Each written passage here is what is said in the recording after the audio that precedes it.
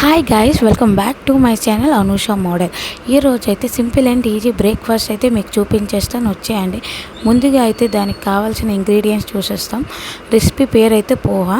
ముందుగా దానికి కావాల్సిన ఇంగ్రీడియంట్స్ పల్లీలు, ఆనియన్స్, పచ్చిమిర్చి, కరివేపాకు, క్యారెట్ అయితే కట్ చేసుకొని సైడ్ పెట్టుకోవాలి.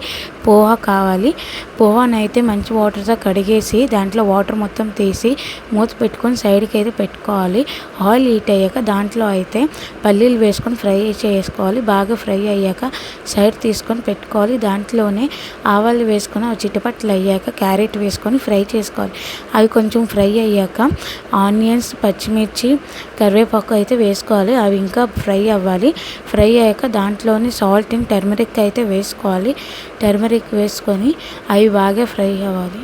బాగా ఫ్రై అయ్యాక ముందు కడుగు పెట్టుకున్న పోహాను అయితే దాంట్లో వేసుకోవాలి. వేసుకొని శనగలు కూడా పెట్టుకున్నాం కదా, వాటిని కూడా వేసుకోవాలి. వేసుకున్నాక బాగా ఫ్రై చేసుకొని కలపాలి. బాగా కలిపినాక అన్నీ కలిసిపోయినాక టేస్ట్ చూసుకొని సాల్ట్ అయితే వేసుకోవాలి.